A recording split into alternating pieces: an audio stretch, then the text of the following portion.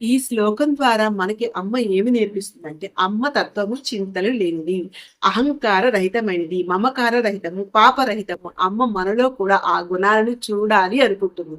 మరి మనం అమ్మని ధ్యానిస్తే మనస, వాచ, కర్మన మనం కూడా ఆ లక్షణాలను పొందుతూ దివ్యమైన శాంతి స్థితికి చేరుకుంటాము.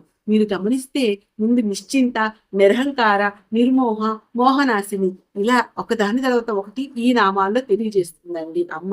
ముందుగా అహంకారాన్ని పోగొట్టిన తర్వాత మమకారాన్ని మనలో పాపాలను, మోహాలను అన్నిటినీ క్రమేపా తెలియజేస్తుంది ఆ తల్లి. అన్ని శుభాలను, శోభలను అమ్మకు అర్పిక చేస్తూ జీవితంలో మనం అమ్మను మరింతగా తెలుసుకునేలా చేసేదే ఈ నామం అండి.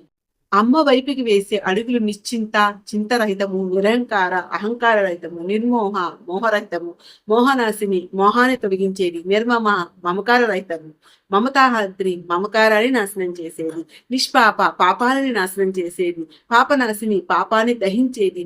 ఇలా ఈ శ్లోక స్మరణ ద్వారా అమ్మ మన హృదయంలోని చీకట్లను కరిగించి కాంతిని నింపుతుంది. అద్భుతమైనటువంటి శ్లోకాన్ని ఇప్పుడు ఓం గం గణపతి నమః, శ్రీ మాత్రే నమః. లలితా సహస్రనామాలలోని 47వ శ్లోకాన్ని ఇప్పుడు తెలుసుకుందామండి. నిశ్చింత, నిరహంకార, నిర్మోహ, మోహనాశిని, నిర్మమ, మమతాహంత్రి, నిష్పాప, పాపనాశిని. ఈ శ్లోకంలో మొత్తం మనకి 8 నామాలు ఉన్నాయండి.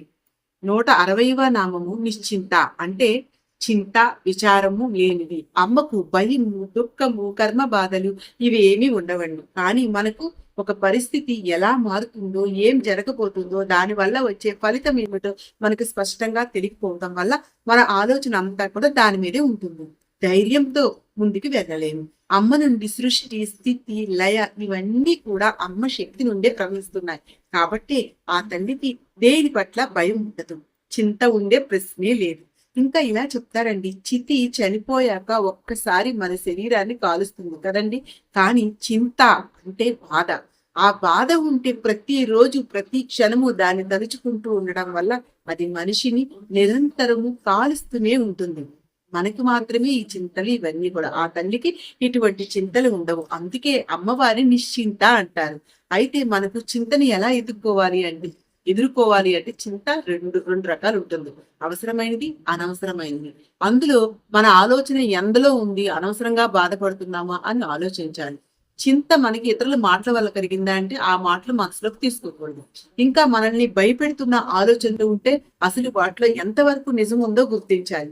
ఇలా మనం ఆ చింతలను మన నియంత్రణలో ఉన్న వాటిని మనం నియంత్రిస్తూ ఉంటే మన నియంత్రణ నుంచి లేని వాటిని మనం నడిపిస్తున్న ఆ తల్లికి అప్పగించాలి. అప్పుడు మనకు కూడా ఎటువంటి చింతలు ఉండవు. అలా అమ్మని నిశ్చింతగా అనే నామంతో ధ్యానిస్తే మనకి కూడా అంతే నిశ్చింత ఇస్తుంది ఆ తల్లి. తర్వాత నామము 161వ నామము నిరహంకార, ఎటువంటి అహంకారములు లేనిది అని అర్థం. అమ్మ విశ్వానికి అంతటికి ఆధారము. సృష్టి అమ్మే, విశ్వాన్ని కాపాడటము అమ్మ శక్తే, లయ చేయటము అమ్మ శక్తే. అయినప్పటికీ కూడా నేనే సృష్టికర్త అనే భావం లేదు. ఆ తల్లి ఉన్నంత మాత్రాన ఈ సృష్టి జరుగుతుంది. కానీ ఆ తల్లి అవసరం లేకుండా అహంకారం చూపించదు. అహంకారము అంటే ఏదైనా చేసి తాను చేసినది నేనే అని చెప్పుకోవటం. ఇంకా జీవులకు వారి స్థూల రూపమును బట్టి శరీరము నేను అనే భావన ఉంటుంది. శరీరము, రూపము, బలము, శక్తి, జాతి, వంశము, సంపద అంటే నేను బలవంతుడిని. ఇది దేహబలం ఆధారంగా వచ్చే అహంకారము.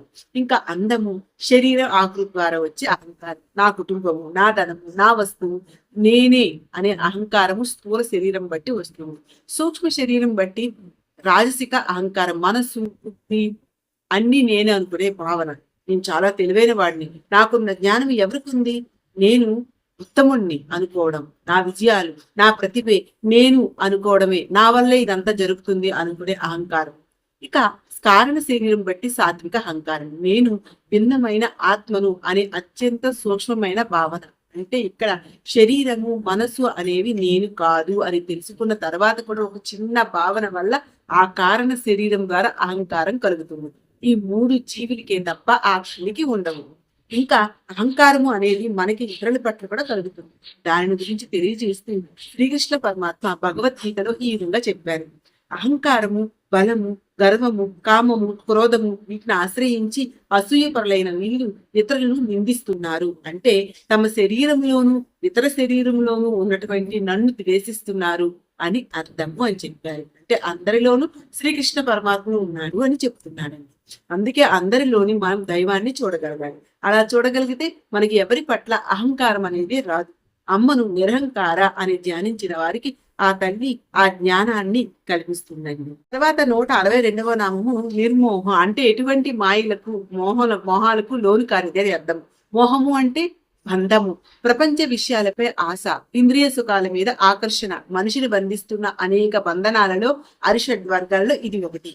మోహము అంటే ఆకర్షణ, అనురాగము. మనిషి తన రూపం పట్ల, ఇతరుల అందం పట్ల మోహపడతాడు. కానీ కాలం మనకు నేర్పుతుంది అందం అనేది శాశ్వతమైనది కాదు. ఈ రోజు సుందరంగా నున్నగా ఉన్న శరీరము కొంత కాలానికి ఎంత అందమైన వ్యక్తికైనా సరే ముడత పడిపోతుంది. అలానే ఇవే కాదు, మనిషికి ప్రతి దాని పట్ల మోహం ఉంటుంది. డబ్బు, ఇల్లు, కార్లు, ఆభరణాలు అవి అవసరమే, కానీ అవి అవేనా జీవితం అనుకుంటే వాటి పట్ల మోహం ఉన్నట్లే అండి. మోహం ఉన్నప్పుడు నిజం కనబడదు. బంధాలు బాధనిస్తాయి. క్షణకాలం మనం తీసుకునే నిర్ణయంలో దీర్ఘకాల బాధలు పొందవచ్చు. అప్పుడు జీవుడు అజ్ఞానంలో ఉంటాడు. ఉదాహరణగా ఒక చిన్న పిల్లవాడు ఐస్ క్రీం పట్టుకొని ఆనందంతో ఐస్ క్రీం అంటూ తినకుండా ఉంటే అది ఏమవుతుందండి? కరిగిపోతుంది. అది చిన్న పిల్లవాడికి తెలియదు. కరిగిపోయాక ఏడుస్తాడు. మనిషి కూడా అంతేనండి. జీవితంలో కరిగిపోయే వాటి కోసమే ఆశపడతాడు. కాలం వచ్చినప్పుడు బాధపడతాడు. అది మనిషికి ఉన్న అజ్ఞానపు లీడ. ఇంకా సీతమ్మ తల్లి మాయా మృగాన్ని చూసి స్పందించింది. అసలు ఆ మాయా మృగమే లేకపోతే రాముడు ఆశ్రమం నుంచి పోడు, లక్ష్మణుడు బయటికి రాడు, రావణుడు సీతను అపహరించలేడు. రామాయణంలో ప్రధాన ఘట్టం ప్రారంభమవుతుంది. ఈ సంఘటన ద్వారా సీతమ్మ తల్లి ఆ జింకను చూచి ఆకర్షితాలవుతుంది అనుకుంటున్నాం. కానీ సీతమ్మ తల్లి ఆకర్షణ సాధారణ మోహం కాదు. ఆ జగన్మాత రూపొందించినటువంటి లీల అది. దాని ద్వారా మనకు నేర్పిస్తుంది ఏంటి అంటే, బయట కనిపించే ప్రతి దానిని నిజమే అని నమ్మితే కలిగే ప్రమాదం కోసం తెలియజేస్తుంది. నిజమేంటో తెలుసుకోకుండా బయట వాటిని చూసి మోహించకూడదు అని తెలుపుతుంది.